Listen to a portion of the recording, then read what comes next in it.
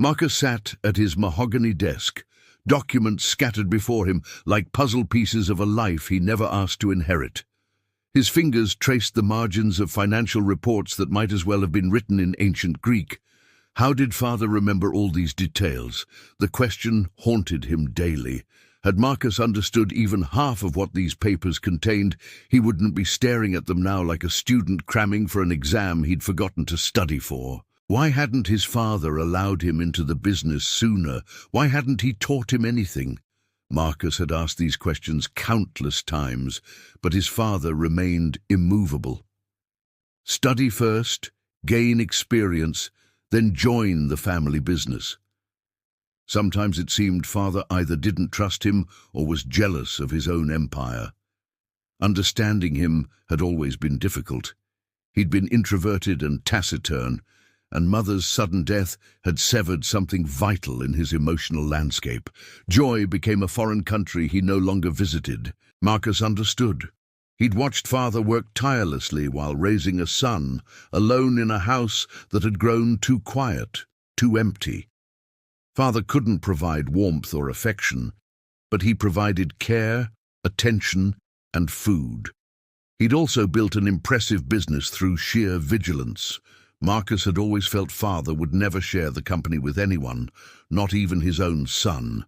But circumstances had changed. Now the young man commanded an enterprise with no experience whatsoever. Perhaps father believed the most effective learning method was immediate immersion, solving problems in real time. Marcus felt like the world's greatest fool. Understanding the intricate details took forever, and he constantly felt the skeptical stares of company employees. Fortunately, father had at least told him whom to trust and whom to question. But earning respect, that was his alone to achieve. How many more mistakes would he make? Could he become a true leader? For instance, Daniel always spoke gently but kept his lips pressed tight with a mocking glint in his eyes. Office gossip said Daniel had expected to become company head. Marcus needed to watch him carefully. Daniel was cunning, ready to pounce on any error. 2 hours later, an exhausted Marcus drove through the nighttime city. Darkness had fallen, and colourful restaurant signs and storefronts blurred past his windows. Passing a nightclub, a pang of bitterness struck him. Elena was probably there right now, but why did he care? They'd both made their choices. Honesty demanded acknowledgement that their relationship was doomed from the start. Elena was the daughter of an international corporation's CEO, parents who'd never denied her anything. She didn't understand where money came from and wasted it without recognizing its value. Marcus wasn't poor, but his family business income couldn't compare to Elena's lifestyle. When father learned about the girlfriend, he immediately knew they couldn't stay together. He told Marcus to find an ordinary girl who suited his status. Father understood what awaited his son in that relationship, but wisely didn't call Elena a spoiled, foolish girl. He let Marcus discover it himself.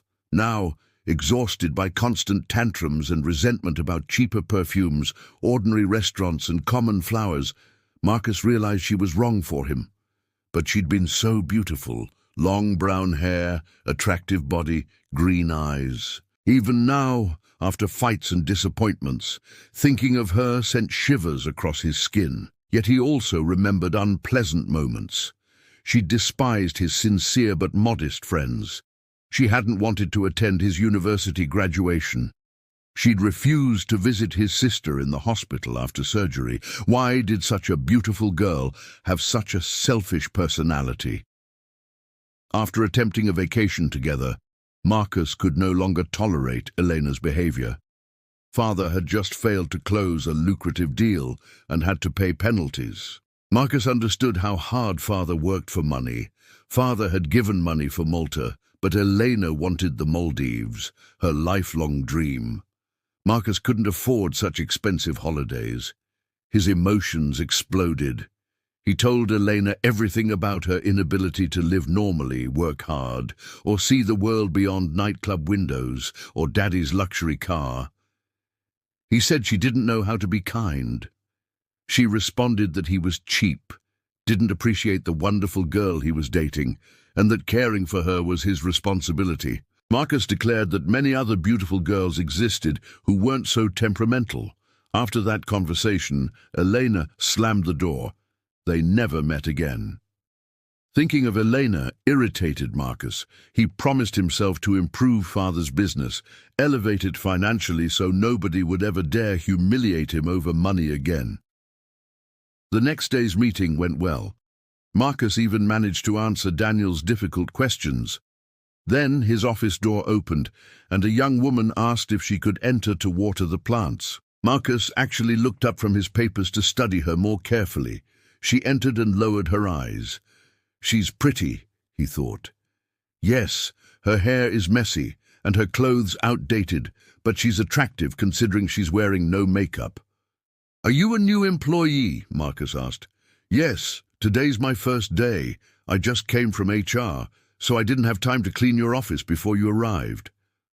Marcus noticed the girl acted modestly but with dignity. He liked that. "What's your name?" "My name is Sofia," she replied with a slight smile. Her smile was friendly, her face kind. "I'm glad to have a new team member," Marcus said, smiling. "Sofia, if you need anything, feel free to tell me. I'll consider all your requests and wishes." "Thank you," she responded, smiling once more, then picked up the watering can and left. Well, at least there's one genuinely kind face in this company, Marcus thought, enthusiastically reviewing the new contract draft. From that day, he gradually began understanding the business's specifics. He used accumulated information correctly, made right decisions, and gave appropriate feedback to employees.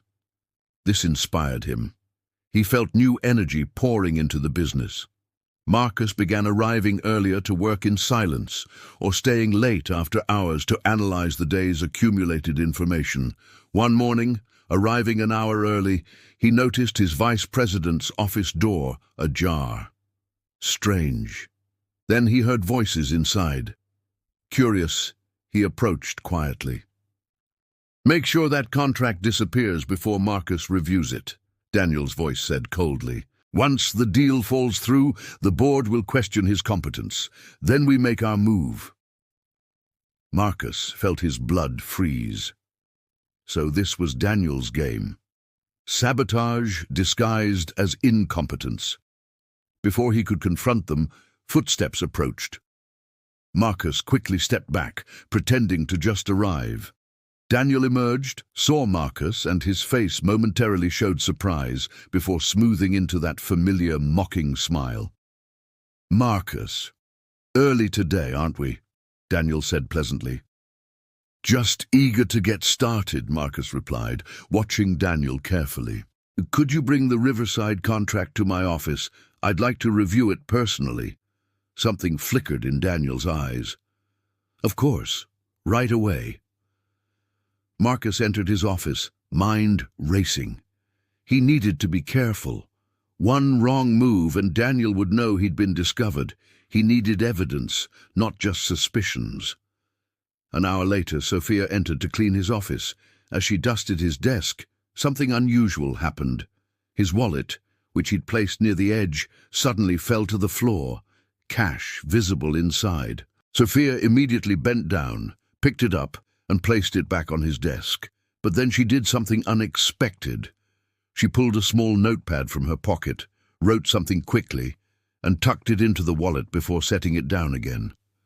Marcus watched silently, pretending to be absorbed in his computer screen. When Sofia left, he grabbed the wallet and opened it. Inside was a simple note. "The walls have ears. Trust no one. Meet me at the coffee shop across the street during lunch. I need to tell you something important." Shh. Marcus stared at the note, his heart pounding. Who was Sofia really? And what did she know?